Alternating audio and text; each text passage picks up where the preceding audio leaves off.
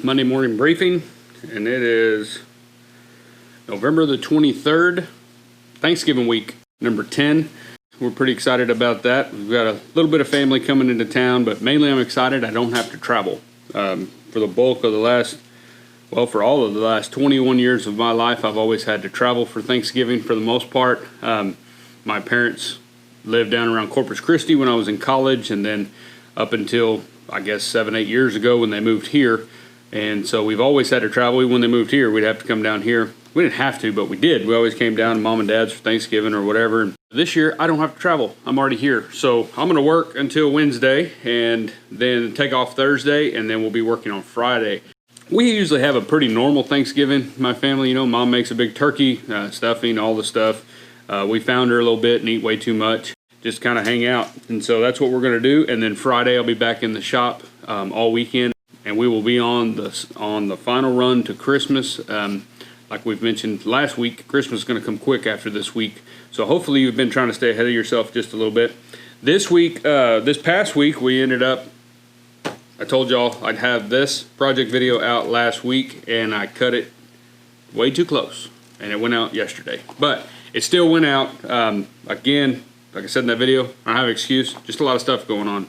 But we got it out yesterday, and these checkbooks have had time to get used a little bit, and so you can see they're kind of staying shut a little bit better. I mentioned in that video you might use kangaroo for the liner in here to help it fold. There's a lot of things you can do. I've been making them like this for years, and nobody's complained. Once you carry them for just a little bit, they're perfect.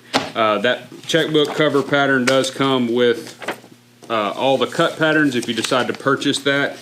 Again, they're not real hard. 6 3/4 by 7 1/2 is the body size, and then you can figure out pockets and liner. There's nothing to it. But we've also got a bunch of patterns in there. There's 12 different tooling patterns. I just want to mention it one more time here just to be clear so everybody understands what we did on the pattern pack. You've got this squiggly line in there. Anytime you see a squiggly line on my patterns, that means that that's a cutoff. That's two separate pieces. And so basically we've got two separate patterns. So you can pick one of the two, put that on the front, and then do a basket stamp on the back if you'd like, or a border, or quilting, or just leave it plain, whatever you want to do. Or you could just double and do this same pattern on the back if you want. I think it's a little confusing doing it that way, because then you don't know which way to open the checkbook. I don't know. It's just, to me, it's a lot easier. When I pick this thing up, I know to flip it, basket stamp down, and I'm ready to cut all them checks, write checks, pay bills. Had some pretty funny comments in the YouTube deal about the checkbooks, and people want to know what this was. Like, what is a checkbook? One guy even commented if we were going to do a future 8-track carrying case. We are working on that, so for those of you that are still carrying 8 tracks in your pickup, we're going to come up with some kind of case for that. Last week, like I said, we got a lot done. The podcast last week was with Tumblin' J Mohair Cinches, Mohair Tack. That was a really good interview with Gina, and everybody, I got a lot of good feedback from that. Everybody seemed to like it, so that's pretty cool. This week is going to be another great maker. That podcast will probably post Thanksgiving Day or Friday, somewhere around there. We're scheduled to do that interview on Tuesday evening, so hopefully I can get that edited really quickly, and that way you can listen to that over your break. If you are having a break, or if you're traveling or whatever, you'll have something to listen to. We'll do that. This weekend we worked on some projects with the kids. I promised the kids that they could do a project. They've got some friends that they wanted to make some gifts for, and so my little boy, we came in, and he loves little toy pistols and stuff, and so he's got a set of a holster and gun belt that I made him, and so that's what he wanted to make for 2 of his little friends. Basically, I took this is for a 22 caliber Ruger, and it fits these little toy guns just perfect. It's a little long.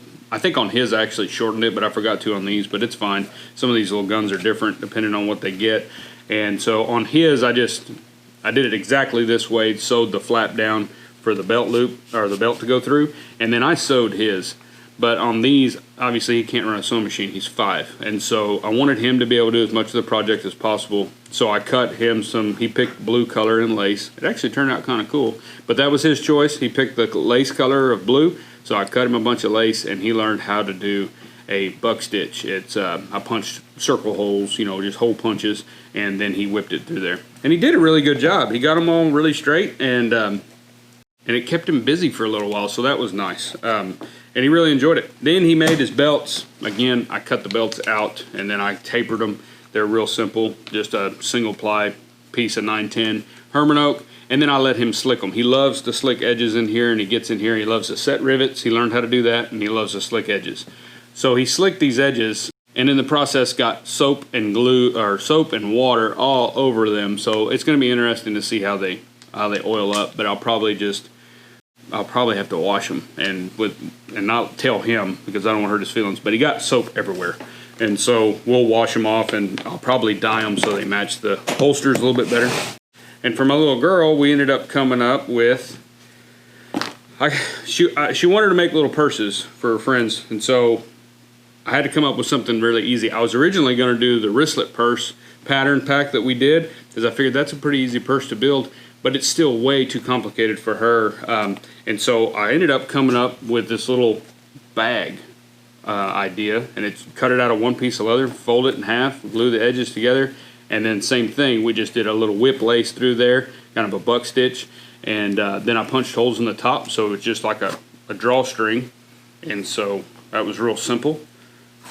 And you can draw it up, and then I just cut a piece of latigo for the shoulder strap / drawstring right there. And then she wanted to paint these, but she had picked out these wild colors of this metallic scrap leather that I had, and so that's the color she wanted to do, and she picked her lace and all that stuff, and then she wanted to paint them, but I said the paint's not going to stick to this metallic leather very well, and they look so good I really didn't want her to get crazy with the paint. So what we did was I cut out some cattle ear tags out of leather, and I let her paint those. And so she had fun with it. She got to play with some real Angelus leather paints for the first time, so she was excited about that. She went crazy on them and painted them. So that's what she would have done to the purse, and so I didn't really want her to do that because they turned out so good, and she did a good job on them. So she painted some ear tags, and we added those to the purse, and so I think those turned out cool. There's really nothing to them, but it might be a fun project if you've got kids out of school right now for Thanksgiving, or kids out of school for Christmas or something like that, and they want to do a little project. This is a really, really easy, fun little thing. Like I said, my kids are 5 and 6, and so they were able to do them as long as you cut everything out. I wouldn't let them play with blades, obviously. But so we got that done. Worked on my saddles last week. We got a bunch of belts done. It's getting down to the point now that during the week there's due dates, there's things going on, things that need to ship, things going out. It's just kind of fast and furious during the week.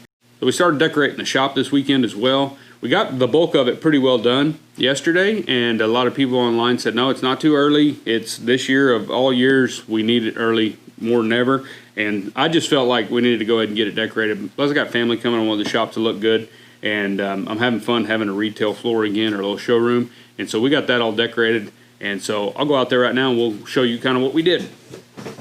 So we got a lot of it done. I got this artificial tree from my mom. She used to have this one in her house, and she got a new one, and it's a 9-foot tree. Looks really good with the tall ceilings in here, and got it all lit up. And so the kids and Claudia are going to decorate it sometime today and everything. We've got the kids out of school. They're out of school all this week for Thanksgiving, and so they're going to come in and help today and tomorrow and get all the decorations completely done while I'm working, because I had yesterday to kind of help them, but after that they got to take care of it. We got our doorway kind of lit up, and I did some lights in the archway, and she's got a lot more decorations kind of out and about, and she's still piddling with it and trying to get everything kind of set up cool. But I think it looks good. It helps me to stay motivated when the shop's kind of decorated. We used to do that at the big store, and it's just a lot of fun. It's just when people do come in, it looks nice. But I really like Christmas lights, and so we've got Christmas lights all over. I've got some more we're probably going to put up. I wanted to put some outside on the front of the building, but I don't have a plug on the face of this building, so there's no way to run electricity. I've got to have an electrician add me a plug outside, but I doubt we'll do that this year. But I would like to put some more lights out there. We've got some big rock pillars in the front of the building, so I want to wrap those in Christmas lights one year. I think that'd be really pretty. But downtown does a really good job of lighting up downtown and decorating. So they've got a little walkway out there on the side of downtown where they'll put a bunch of little nativities and different setups and Christmas lights and that kind of thing. So people are starting to set those up. The roof of downtown all the way down is lit up and different things. So it looks really Christmassy down here already, even though it's not completely done. They just got started. Claudia likes to put hats on the deer. She's done that since we've been together. I can remember every Christmas all the deer get Santa hats. So that's a kind of a common occurrence around our place. So and on the counter, Claudia put this little snowman here that'll help us to keep track of how many days till Christmas. even though most of us don't want to know how many days till Christmas. We just want to keep busy and pretend it's still far off. But there you have it. We'll try to update you on social media and stuff. If you're not following us on Instagram, go ahead and do that, and I'll do that. That way you keep track, because I don't want you to lose track and it sneak up on you. So as far as saddles, last week we got this saddle here that I started. These two got started together. I've got the swell cover. I had it already prepped. I got it put on, got the candelback put on. This one's going to be an in-skirt rigging. This one here that we're building for a guy out of Arizona, we're going to finalize all the little details today and try to get that kind of lined out on all the stuff that we're doing. And we've got a bunch of parts cut for it as well.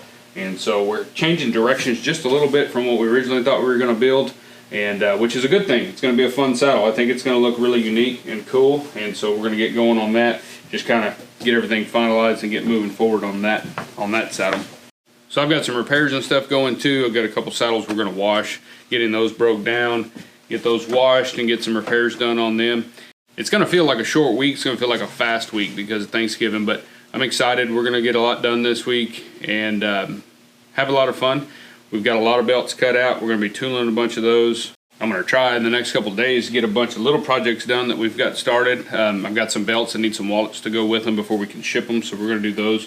Probably today I'll probably get those cut out. I try to do, I don't know how you like to work in your shop, but I try to do, like if I'm tooling belts, I've got my belts cut and I'll work on belts for 2 or 3 days straight and just kind of focus on those. And then I like to separate my jobs, so if I've got like wallets, checkbook covers, things like that, I'll set up and I'll try to build all of those in one batch. It's a lot easier to me and more efficient to build, 7 different wallets for customers than it is to build one wallet, then a belt, then a shave kit, then go back to build another wallet. If you got 3 or 4 wallets to build them all at one time, because you're kind of in that mode and it knocks them out quicker. I feel like it does. And so that's what I like to do. So I like to separate my jobs based on the item category, like what they are. So if they're a strap good, belts, gunsling, stuff like that, we'll go ahead and cut all those out, make all those. If they're wallets, checkbook covers, tally book covers, whatever that is, so that similar type of item, I'll group those together and build all those, or cut all those, or tool all those, whatever that day's worth of work is going to be. If we're going to do shave kits, portfolios, holsters, something like that, it's a little bit more complicated, a little bit more involved, a little more pattern work, then we'll do those all together. That just kind of helps me and has helped me through the years during Christmas, and so that's kind of a little tip. You might try that in your shop, is to just kind of set up. I know it kind of sucks sometimes to sit down and say, well, I've got 25 belts to tool and I'm going to do all those, and that's all I'm going to do for 5 days straight.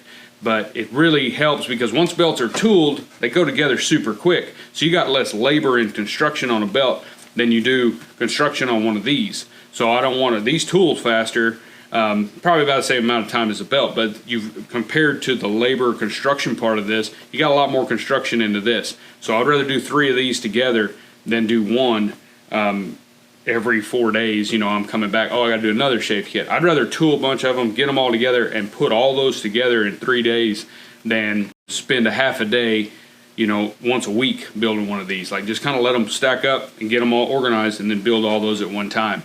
If you listen to the Lost Trade podcast when we talked to Odin Leather Goods, that's how he kind of works, but he's in a different deal than what you and I are if we're doing custom.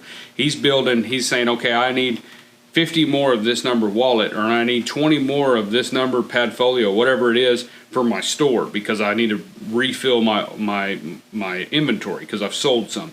And so what he'll do is, I'm assuming, I'm not there with him obviously, but I can kind of see where he's coming from and what he's doing. But he's probably like, okay, on Monday and Tuesday I'm gonna build those padfolios. So he'll cut out 20 or 30 or whatever he needs for his store, and he'll build all those at one time.